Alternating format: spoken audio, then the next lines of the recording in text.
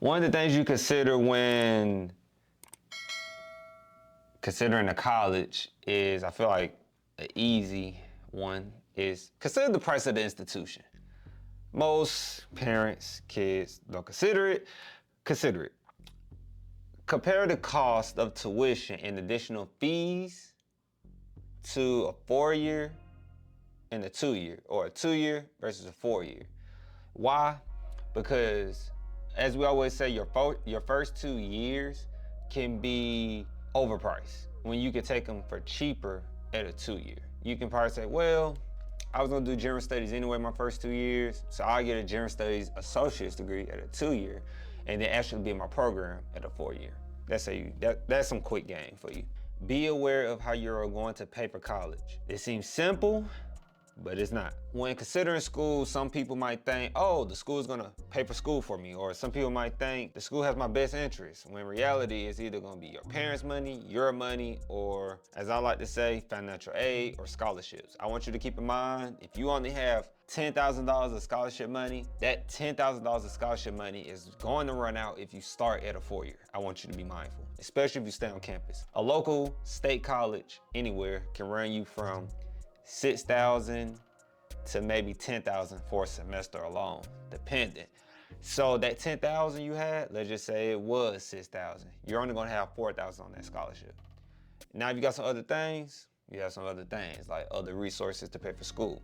But be mindful of how you are going to pay for school. It's critical. The next one we got is the cost of books and supplies. Frankly, I never stressed over textbooks at my 2-year.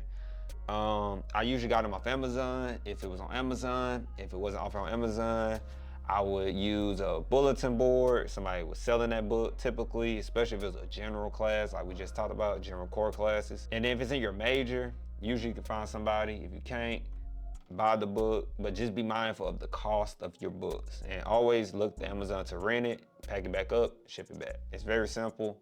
You're not gonna read the book after you take the class.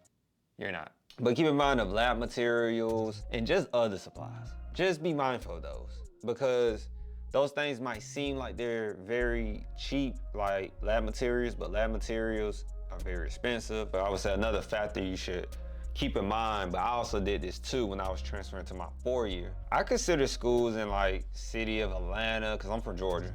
So I consider schools in Atlanta when I was transferred to my university. I was going through a whole nother college process, right? I consider schools in Atlanta, other parts of Georgia, like Valdosta, that's where I went. Shout out to them, and many other, just for examples, right?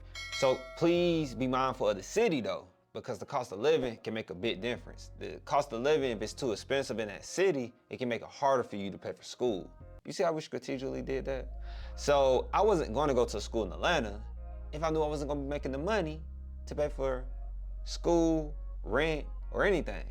That was off limit. So I marked Atlanta off my list. No disrespect to Atlanta, shout out to them, but I had to mark it off my list. It didn't have my best interest as being a college student. And then be mindful of the housing expenses. So what I learned, and I didn't put the article in this, I'm sorry, but what I learned from reading the article is that college housing, like the colleges on campus, actually compares the prices to rent prices that's off campus.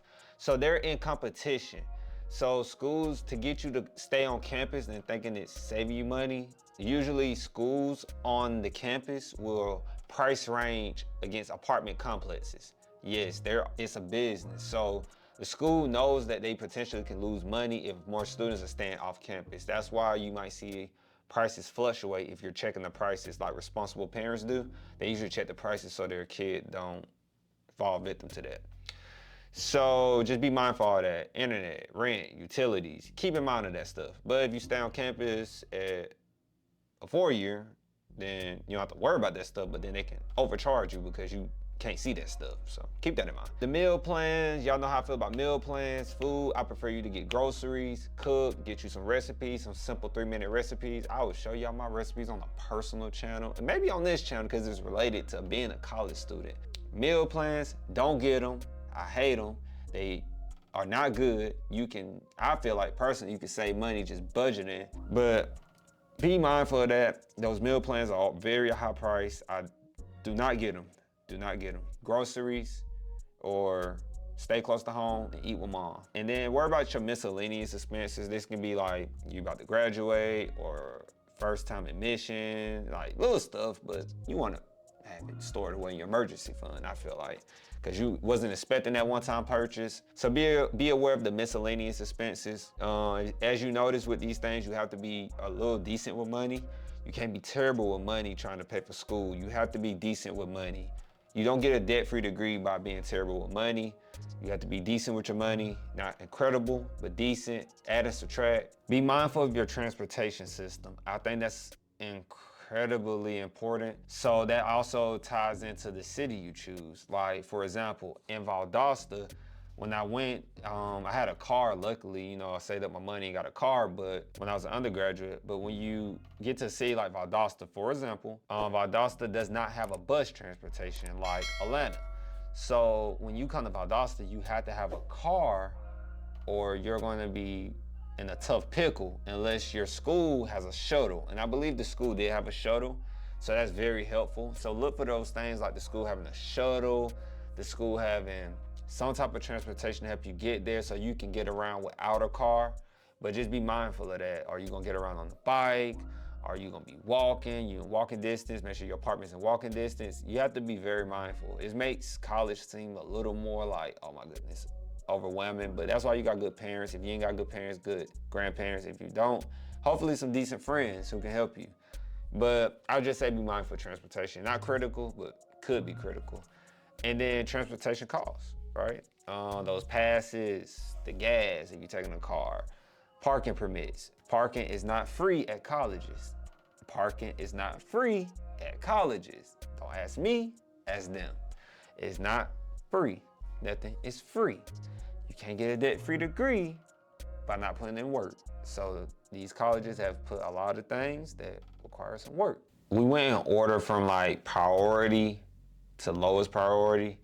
And I just hope that it shifts your view a little bit of that, you know, the tuition and fees, comparing between the 2-year and the 4-year. Being aware of the city. If you do want to go off to a big city, be mindful if you're going to have the money to pay for that right away. Like, I can't imagine you being 18 or 60 something, but more like of being 18 and you don't really have an income yet and you're trying to survive in a big city like California or Atlanta or Miami, you know, so I can't imagine you being in such a big city trying to pay for school.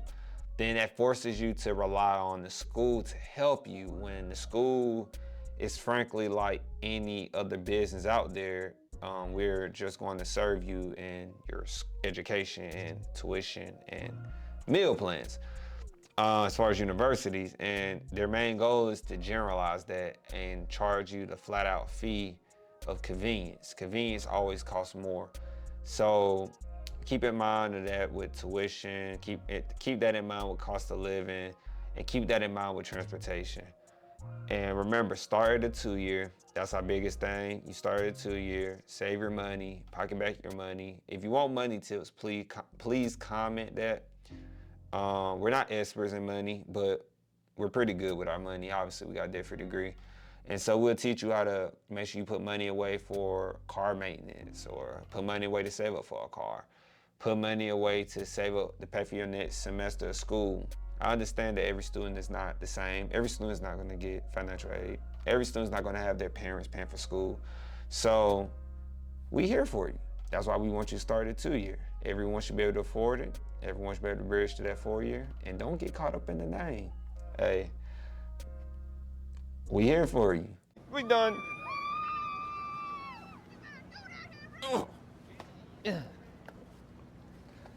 Debt-free degree. They sell brain debt, but we ain't.